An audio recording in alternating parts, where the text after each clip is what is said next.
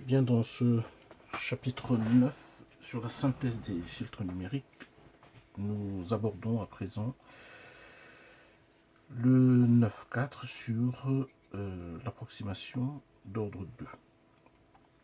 Nous allons voir formule de passage et un exemple de synthèse de filtre passe-bas d'ordre 1.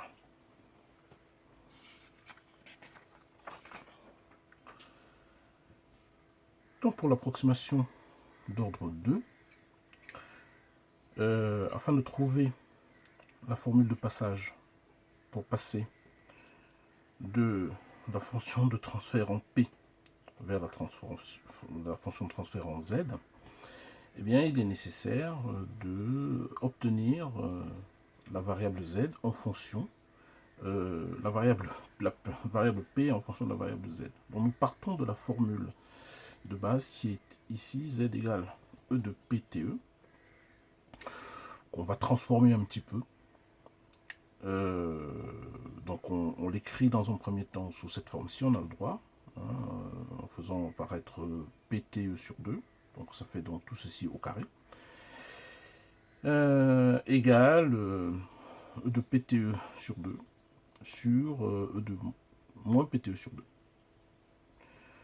Ensuite, eh bien, Z peut s'exprimer sous cette forme-ci, et par un produit A.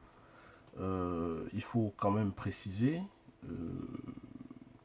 que pour faire apparaître cette forme-ci, eh bien, on effectue un développement limité de E de PTE sur 2 à l'ordre 1, en supposant bien sûr que PTE est petit.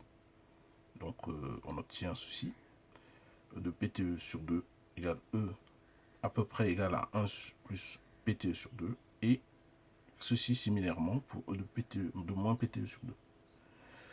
Ensuite, Z peut s'écrire de cette manière-ci, de cette manière, et enfin par un produit croisé, on va obtenir P égale 2 sur TE, 1 moins Z puissance moins 1 sur 1 plus Z puissance moins 1. Voilà pour la formule de passage.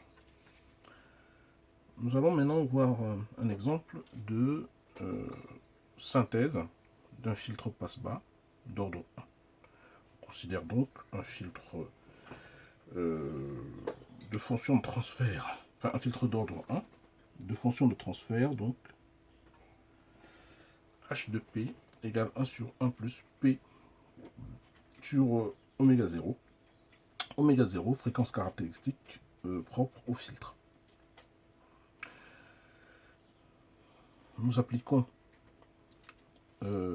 l'expression, la formule trouvée précédemment pour exprimer P en fonction de Z, et nous remplaçons P dans H de P par son expression en fonction de Z. Et donc H de P devient un H de Z qui est sous cette forme-ci. Et on la retransforme un petit peu en faisant, bon, c'est de la réduction au même dénominateur, et on arrive à cette expression. Et là, on va retravailler un petit peu pour faire apparaître, c'est utile de faire apparaître la forme A0 plus A1 Z puissance moins 1 sur 1 moins B1 Z puissance moins 1. C'est utile, comme on va le voir, notamment pour l'expression de l'équation ou différence.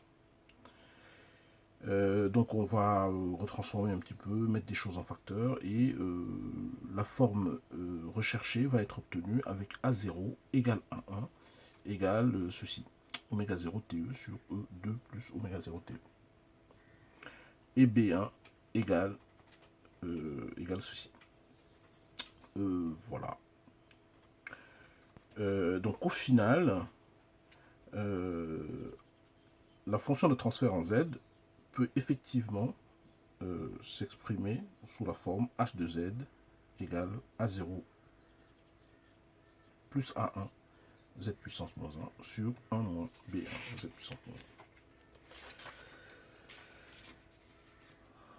1. On peut maintenant exprimer l'équation aux différences, très simplement, en faisant apparaître le fait que h de z c'est y de z sur x de z. On fait un produit croisé, on obtient ceci, y de z égale b1 z puissance moins 1 fois y de z égale a0 x de z plus a1 z puissance moins 1 x de z.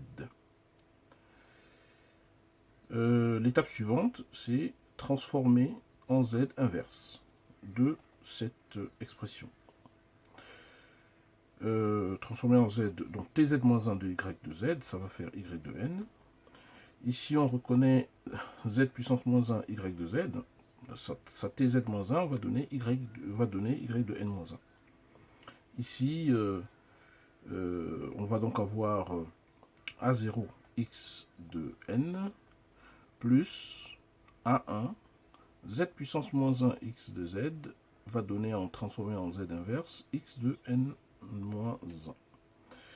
Et au final, on obtient donc y de n égale a0 xn plus a1 xn moins 1 plus b1 y de n moins 1. Voilà. Alors, petite application numérique, on va prendre, si on prend FE, la fréquence d'échantillonnage du signal d'entrée, 48 kHz. On notera au passage que 48 kHz, c'est une fréquence assez caractéristique, puisque c'est la fréquence d'échantillonnage qui est en général utilisée dans les lecteurs MP3 pour échantillonner les signaux vocaux. On prend F0 égale 1 kHz, voilà, fréquence propre du filtre. Et voilà, on va pouvoir calculer utilement d'abord ω0 TE, qui est donc 2π F0 sur FE, FE étant 1 sur TE. Donc tout ça va donner finalement 2π sur 48, soit π sur 24 égale à peu près 0,1309. Finalement, on va trouver A0 égale A1 égale, par application de cette formule que nous avions trouvée ici, on va avoir finalement à peu près 0,0614. Similairement, on va calculer B1 et on va trouver 0,8771. Et donc, on arrive finalement à l'équation ou différence dans sa version numérique.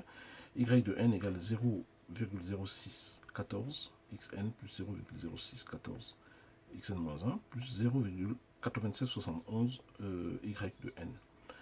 Alors, on remarquera pour finir que le nombre de chiffres après la virgule, eh bien, est quelque chose d'important car ça détermine la précision du filtre et dont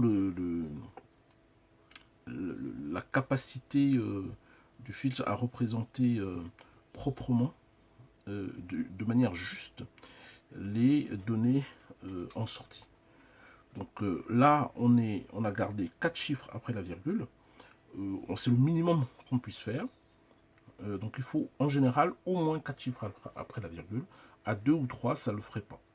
On aurait quelque chose de pas assez précis. Donc voilà, il est important. Alors en même temps, on peut difficilement aller comment dire, à plus de 10 ou même 16 chiffres après la virgule, parce que les filtres numériques, en général, ça se réalise sur des petits circuits, de petits calculateurs qui codent sur un nombre de bits assez réduit. Et donc, voilà, il y a toujours un compromis à trouver entre la performance et le coût de la machine. Donc voilà, donc en tout cas cette problématique précision liée au nombre de chiffres après la virgule et bien entendu à bien garder en tête dans la détermination de l'algorithme et donc de l'équation aux différences d'un filtre numérique.